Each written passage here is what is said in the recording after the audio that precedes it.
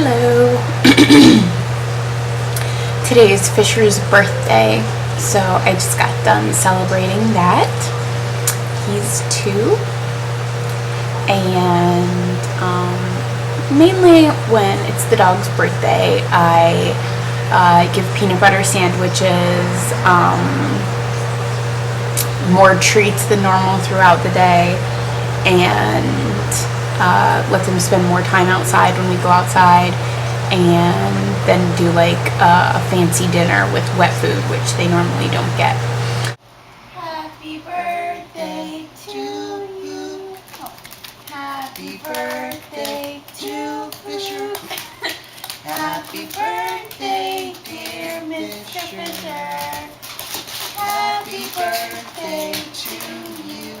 Love candles. He's just concerned with the peanut butter. Rufy. Bah! He's got so much peanut butter, he's making a mess. I know that I have quickly mentioned in passing in a few entries that I am going to the wedding. That is this coming weekend, and I fly out on Saturday morning. I fly back on Tuesday morning. But the only reason I'm staying that long is so I can have more time to spend with the rest of my family. I've also decided that instead of like going to the wedding, I'm just going to the ceremony. That way I don't have to like spend time around Tessa. Like, she's gonna be up there, you know, getting married, and I'll be sitting there, and so I'll have gone to the wedding. I would have seen the wedding, so no one can get mad about that. And then, yeah, just hanging out, getting all of the food from Orlando that I love and miss, and Lindsay wants to see Religulous. And yeah, I'm kind of looking forward to it, kind of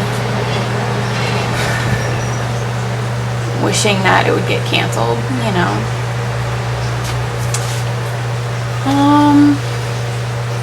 School has been good. I have my first like important test on Friday, which is just fantastic that it's happening right before the wedding. It's in a class called Psychology of Language, and it is taught by a woman who is from Israel, and her first language is Hebrew. The second language she learned and became fluent in is Spanish, and now she's fluent in English and is teaching this class. And she's working on her doctorate in linguistics at BU, I think. And the first time I walked into class back at the beginning of September, I was like, oh my god, this woman looks like Sarah Palin. And then she opened her mouth, and like seeing someone really smart and, you know, without a fake Fargo accent, it kind of takes away from that, but she still looks like her, I think. I tried a few times to sneak videos of her voice for Lisa, because it's such a mixture of different accents because of all the languages she speaks, and because when she was learning Spanish, she lived in Mexico and then moved to Florida and then lived, I think, in like South Carolina or something, and now she lives in Boston, and it's just a really interesting mixture of noises that come out. Information that is not the words he is saying, that is not in a linguistic form, it's in other format. I'm not saying that it's shapes and so forth, but it's different. So it's a different computational language that you use. This leads me to my biggest problem thus far this school year.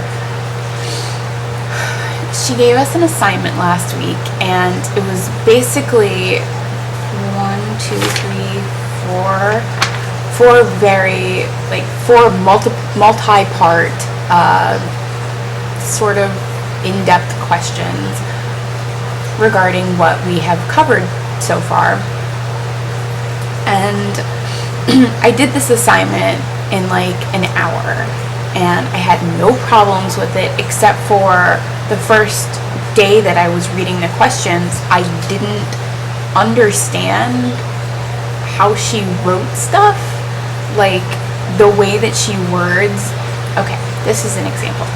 State 2 alternative rules for the formulation of a question in English: a word order rule and a structure sensitive rule. Okay? There are only these two kinds of rules for making a question in the English language. The alternatives that she's looking for aren't actually alternatives, because alternatives for these rules don't exist. There are only these rules. What she meant by alternatives were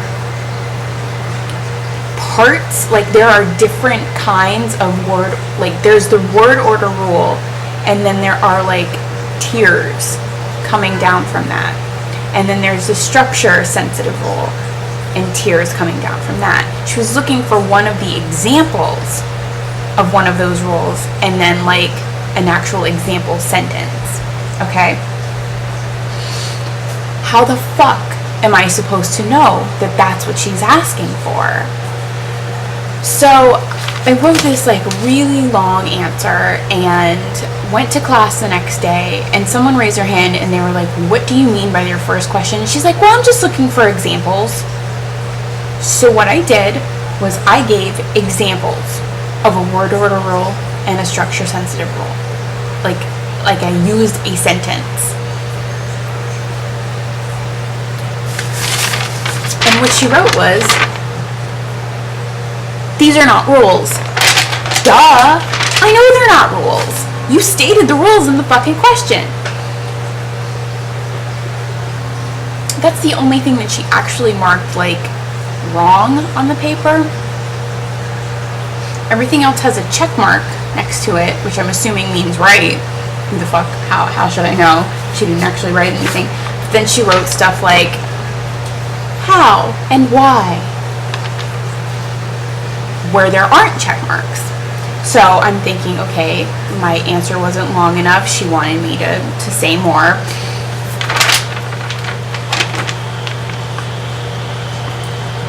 These things are only worth 3 points. I got a 1 out of 3, which translates to a 60. But what really fucking pisses me off is, see this little scribble? At first she gave me a 2 and then changed it to a 1. And I feel that if all my paper was lacking was not enough explanation, I mean, she didn't actually ask me in the question to explain how and why. She wanted me to just know. Maybe there's some secret wording in the way that she wrote this sentence that I don't understand, like what the fucking alternative for a rule means when there is no alternative for a rule. I get a little upset when I get bad grades. At any rate, I sent her a little email because we have a test, and if I feel like I have enough knowledge of what we covered to finish this thing in an hour, and my only problem is understanding the way that she writes her questions, then that's not my problem. It's hers, quite honestly. And what really pissed me off is that in my last class, which is a very difficult class, I had a very large assignment that I got back that was worth 100 points and not 3.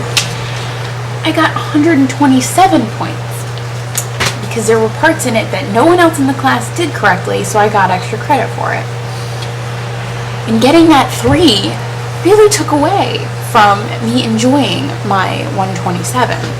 So that made me even madder.